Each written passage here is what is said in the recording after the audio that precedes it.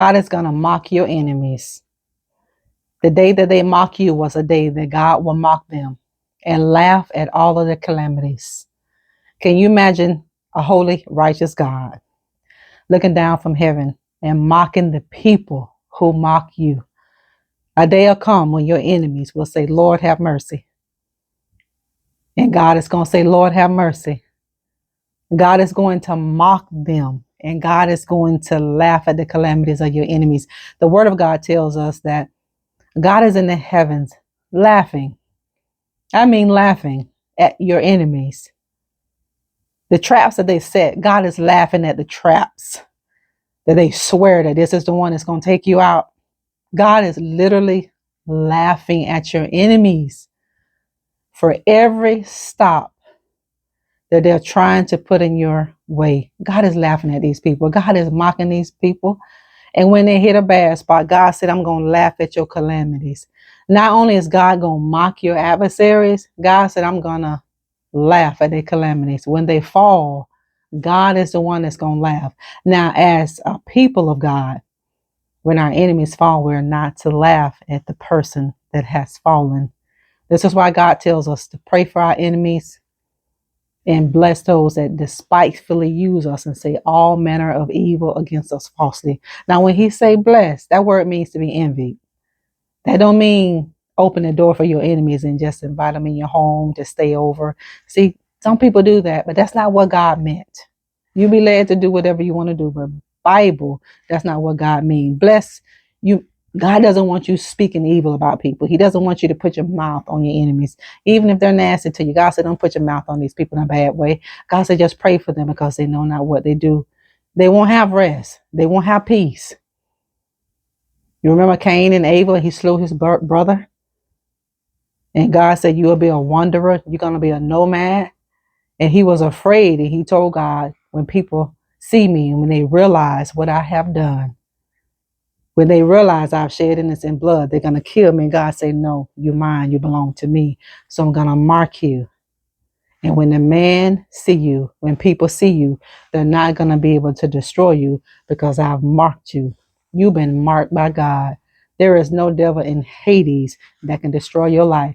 I don't care what arsenal they use. I don't care what warlock is watching you, observing you, trying to place spells upon your life, your family, your home, your health, your money, the way you look. There is no devil in Hades that is going to be successful. God is laughing at every voodoo person that's trying to curse you. God is laughing and mocking every witch that is trying to destroy you, that is trying to cause you to fail. God said, I am laughing at your enemies. Isn't that something? I'm mocking them. They mocked you. They made fun of you. God said, I'm going to mock them. I'm going to make fun of them. They laughed at you when you failed, didn't they? They laughed at your calamities. They laughed at you when you lost. They laughed at you when you didn't have anything. They laughed at you when you had holes in your clothes, holes in your shoes.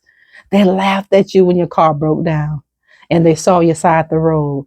They laughed at your family of God because you didn't have the money to get your appearance the way you wanted it, to get the clothing that you so desired. They laughed at that. God said, now the tables are turning. God said, now I'm going to turn these people's world upside down for mocking my child, for laughing at you when you fail. But they didn't know the day that God was going to elevate you up. They didn't know the day that God was going to raise you up. God never was going to let you stay in the hands of your adversary. God never will let his children stay in the hands of the enemy. It may be on your job. It may be in your ministry. It might be in your family. It may be your landlord. God is going to get you out of that place. God is going to remove you from that place. And when God removes you, they will yearn for your presence. The people who've done so bad to you, these people are going to wonder, where are you? What are you doing? They're going to feel a pull back to you. This is why people that you haven't heard from for a long time, you're going to start hearing back from these people. Why? Because they feel a pull to you. They do.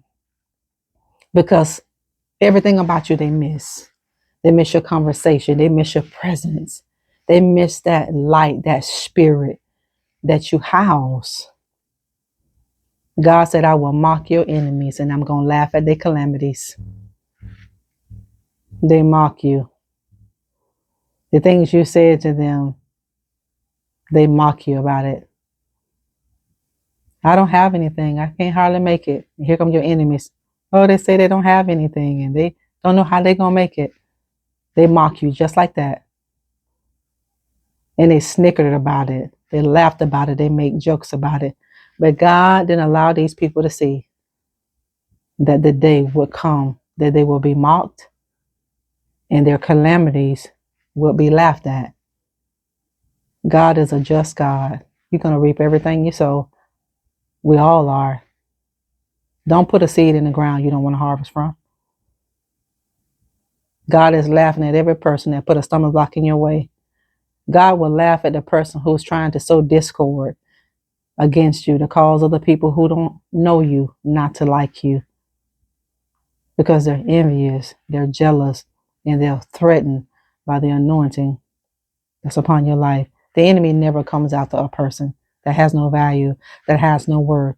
It's the treasure that you house on the inside of you. It's what has caused hell to pay attention to you. Hell has noticed you. Hell is paying attention to you because you can't be destroyed. You are unshakable. You can't be moved.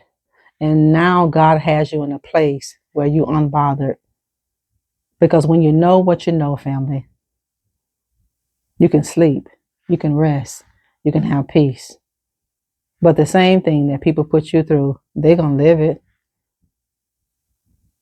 The same mocking that they put you through, they mocked at. They being mocked. They being laughed at. They made fun of. The calamities, the losses. One after one, these people are losing. They're losing things that are of importance to them. God always comes for what you love. He does. God will always require that thing that you love the most. Look at Isaac, Abraham. Look at Pharaoh, his firstborn. Anything you put over God, anything you love the most. Let me tell you something. It's a dangerous thing to come for God's people. It's a dangerous thing to try to injure and harm God's people, because you're doing it unto God. I don't know why people can't understand this about you chosen people. Whatever they're doing it against God. And who can come up against God and win?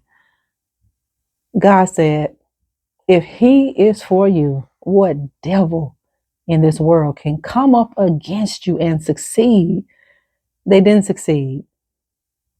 I don't care if they kick you out of a home. They didn't succeed. You didn't fail.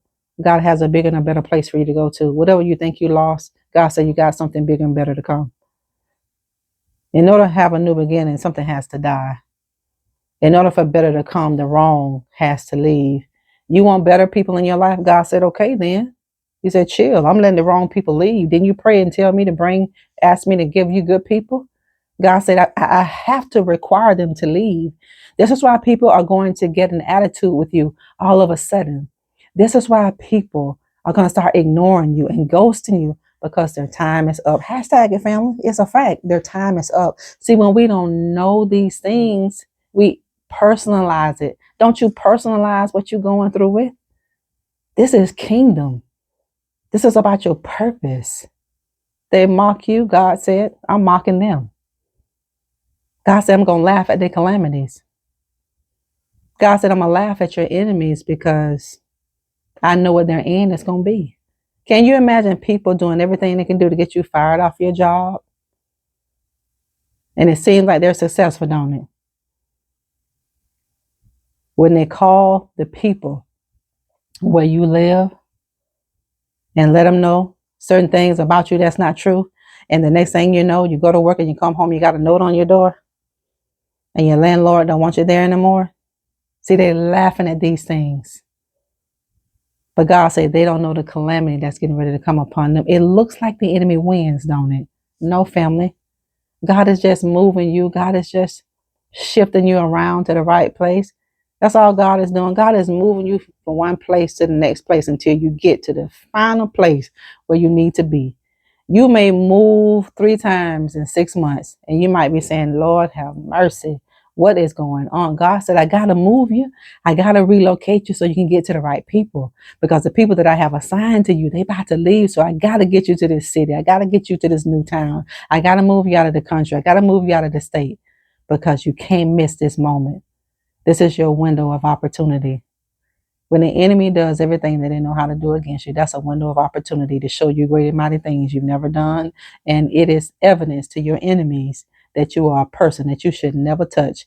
People will realize you are greater asset to them than being an enemy. It is better for a person to be friends with a child of God and to be an enemy of that person, because whoever opposes you, God will oppose them.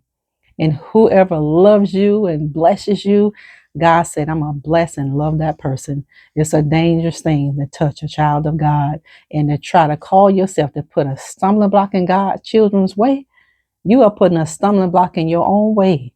This is why when people look up, they see you, because everything they did against you, family, they caught it. They're going to catch it. They're going to catch Hades for what they've done. And they're going to look up and see you soaring. They're going to look up and see you spreading your wings. They're going to look up and see you accomplishing things that they thought was going to destroy you. Thank you so much for tuning into the broadcast of You Are Enough. Until next time, we'll talk later.